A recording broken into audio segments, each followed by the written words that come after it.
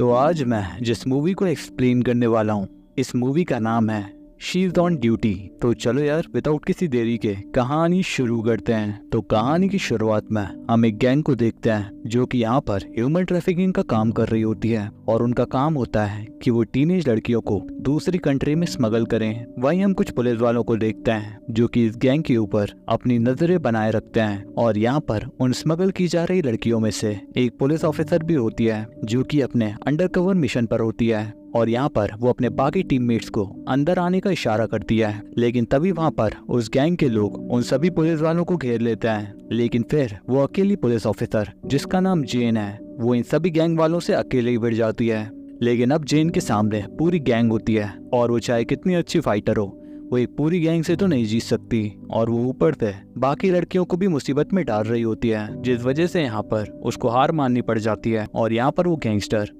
Chain को shoot ही करने वाला होता है कि तभी यहाँ पर जिस दूसरी पार्टी के साथ ये डील करने वाले होते हैं, उस पार्टी का जो गैंगस्टर होता है वो खुद भी एक अंडरकवर पुलिस वाला निकलता है और उसका नाम जीऊन होता है और वो यहाँ पर जेन को बचा लेता है और उस गैंगस्टर को पकड़वा देता है। लेकिन यहाँ पर वो जेन के इस प्लान का हिस्सा नहीं होता, लेकिन पूरी गैंग को पकड़ने का क्रेडिट उसे ही मिलता है क्योंकि पुलिस उसी की वजह से उस गैंगस्टर को पकड़ पाई। और हालांकि उन्होंने हैमर को सक्सेसफुली अरेस्ट कर लिया था,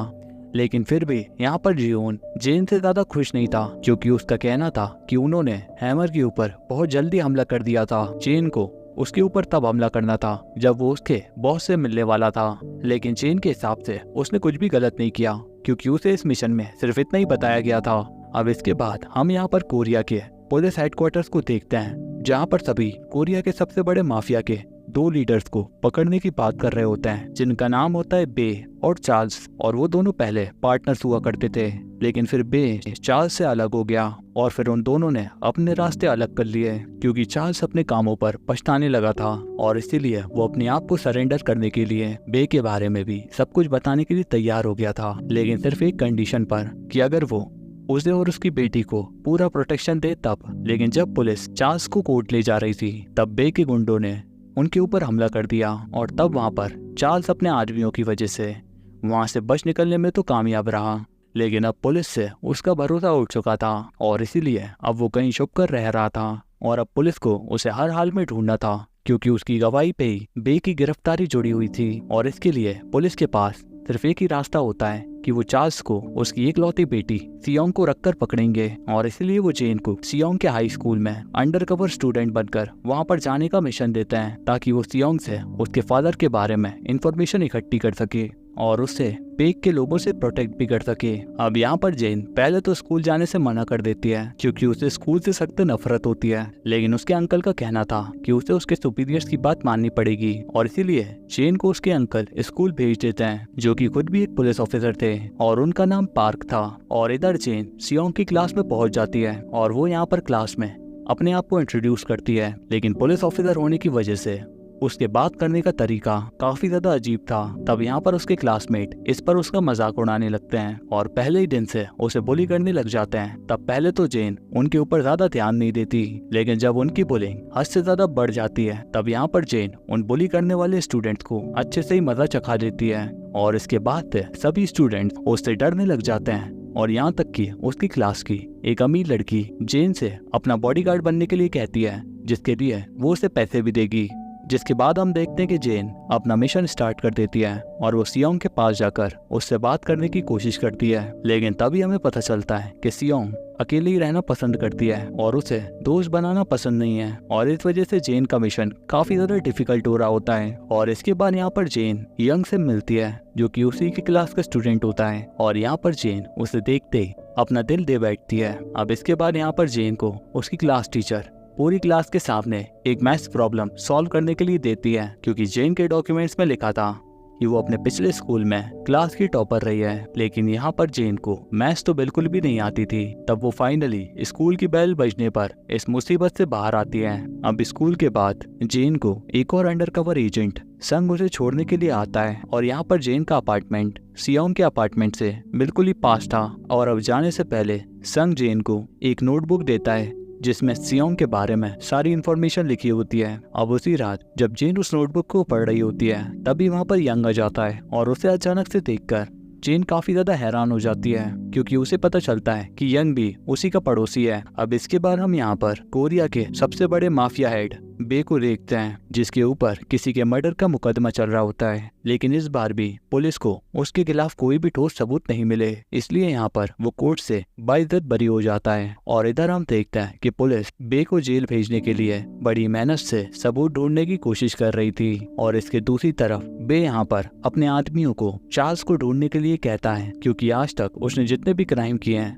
उसमें चार्ल्स उसके साथ था और वो उसके सारे क्राइम्स का एक लौता विटनेस होता है। और इसके दूसरी तरफ हम देखते हैं कि सियोंग उन बुलिस लड़की के लीडर से फाइट कर रही होती है। और यहाँ पर वो बुली लड़की सियोंग को जब मारने वाली होती है तभी वहाँ पर यंग आकर उसे बचा लेता है। तब यहाँ पर जेन आकर ये सब देख लेती है और उसे लगता है कि यंग और सियोंग के बीच कुछ न कुछ चल रहा है। अब अगले सीन में हम देखते हैं कि जब जेन लॉकर रूम में होती है तभी वहाँ पर वो पुलिस गैंग की लीडर वो लड़की वहाँ पर आ जाती है जिसे जेन ने कल मारा था। और अब वो यहाँ पर जेन से बदला लेना चाहती थी। और इस बार वो सिर्फ अपनी लड़कियों की गैंग के साथ नहीं आई थी,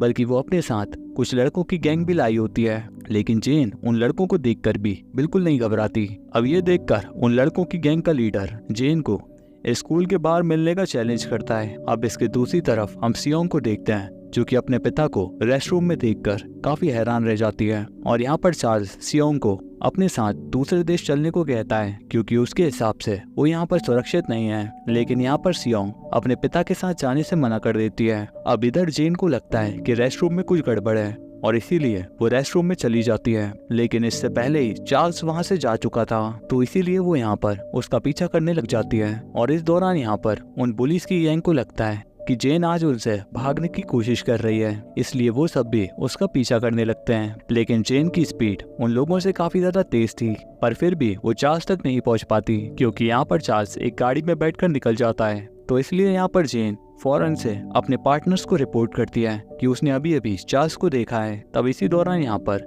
जेन का अंकल जेन को सियोंग के पास जाने का प्लान बताता है और वो कहता है कि वो अपने आदमियों को वहाँ पर गुंडे के भेस में सियोंग को हैरेस करने के लिए भेजेगा, जिसके बाद यहाँ पर जेन बीच में आकर उसे गुंडों से बचा लेगी और इस तरीके से जेन उसका ट्रस्ट जीत लेगी और इस तरीके से वो दोनों ही अच्छी तरीके से दोस्त बन जाएंगे। अब इसके दूसरे दिन हम देखते हैं कि जेन सियोंग का अच्छी तरीके से पीछा कर रही होती है ताकि वो अपने प्लान को एग्जीक्यूट कर सके। लेकिन बीच में आकर उसे स्कूल का पुलिस गैंग रोक लेता है। लेकिन आज जेन काफी जल्दी में थी, इसलिए वो यहाँ पर जल्दी से उन्हें पीट पाट कर निकल जाती है। लेकिन अब उन पुलिस गैंग की वजह से वो यहाँ पर काफी लेट हो जाती है और जब वो वहाँ पर पहुँचती है तब वो देखती है कि वो काफी लेट हो चुकी है और वहाँ पर योंग उन सभी लोगों से लड़ रहा होता है और इस वजह से यहाँ पर उनका प्लान फेल हो जाता है। लेकिन उस फाइट की वजह से यंग के पैरों में मूंछ आ गई होती है, तो इसलिए सियोंग के घर जाते वक्त जेन उसके पैरों में पट्टी बांध देती है। और इसी दौरान वो यहाँ पर यंग की टूटी हुई घड़ी को नोटिस करती है। और अब यहाँ पर रात को सोते वक्त